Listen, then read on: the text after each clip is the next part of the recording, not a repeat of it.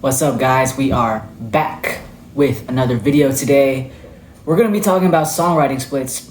I'm going to give you some tips, 3 tips on how to successfully negotiate your songwriting splits.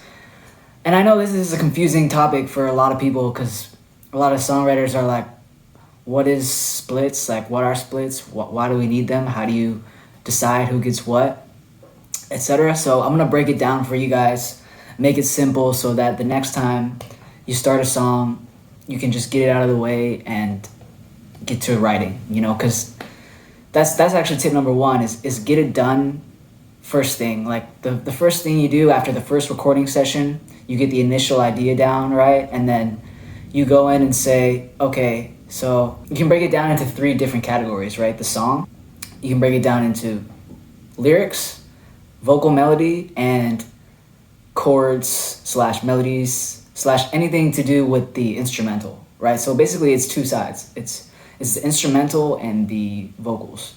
But the vocals have vocal melody and lyrics, and the instrumental also has, chords and lead melodies and stuff like that. So they're 2 different categories, but it's like 3 or 4 different things that could possibly be split up by different people. Because I know I've definitely worked on songs where I produced the instrumental and wrote the instrumental, the chords and the melodies and stuff, but then someone else wrote the vocal melody. They just go and hum like, they do that, and then someone else will come in and hear that vocal melody and start writing lyrics to it. So that's 3 different people and 3 different aspects of the song that would be split up. In that case, it would probably be, 1/3 each, right? Like 33% for me, 33% for the vocal melody, and 33% for the person who wrote the lyrics. There are some other things to consider though, right? Like another tip is bigger artists are gonna command more share, like even if they don't necessarily do a lot of the work, right? Like I know for a fact, I've worked on a few songs where I completely wrote the entire song, like the entire instrumental, right?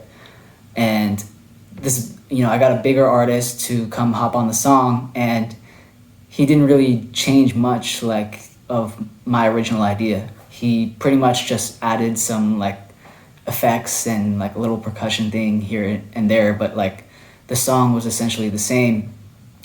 And now you might be thinking, okay, so you probably didn't give him a high percentage. I actually gave him a 40% royalty split in that situation because bigger artists are just gonna command bigger shares even if they don't do a lot of the work. And you have to consider, like, first of all, you're not really gonna get paid a lot off this song. Even if it's a huge hit, like you're splitting the royalties either way. So you have to consider, like, is it better for me to have a bigger split of this song, or is it better for me to maintain a relationship with this artist so we can make more songs down the line? No one's gonna see how much. It's more important to be on the credits than how much of a split you're getting, right? Like, no one's gonna see, if they look up the song, they're gonna see the songwriter is listed, and your name's gonna be on it, no matter how much. If you contributed 5%, if you contributed 50%, if you contributed 80%, doesn't matter. What's more important is you being listed as a songwriter and getting the credit more than anything else, because let's be real, like streaming money is really not that important. Like you're not going to get a lot of money from streaming anyways. So it's better to maintain that relationship rather than push for a higher percentage of the royalties, because it'll help you maintain a better relationship. And you don't want to be known as the guy who's always constantly getting in arguments and disputes over the royalty splits, because then people won't want to work with you. And that's something that people, I think, fail to consider a lot. So hopefully you guys can understand that, and you guys can make decisions accordingly with the royalty splits. And just try to be fair. Like usually when I collaborate with someone, when it's just me and the other person, I'll usually give them the 50-50 split, even if maybe I helped them with the lyrics as well. So I produced the instrumental and helped with the lyrics and the vocal melody. So technically I did more than 50% of the work, but at the end of the day, it's about relationships. I don't really care about streaming money. It's more about building relationships and being known as the guy that's fun and easy to work with. So I hope you guys took a lot from this video. I hope you guys got some clarity as far as how songwriting splits work and how to negotiate it on your next song. So until next time, peace out. By the way, I forgot to mention this, but you can download songwriting split sheets for free. If you just Google like songwriting split sheet, it'll come up and you can just download it for free. So have everybody who's in the recording session sign one.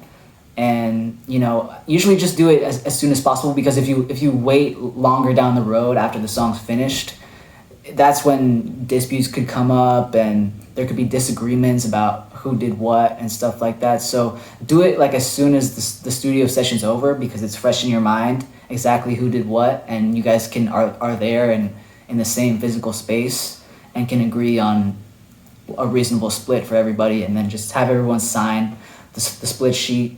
It'll ask for their basic information like address, phone number, blah, blah, blah, social security, whatever, their real full name, their ASCAP, and then just a signature. So take care of that as early in the process as possible would be my advice.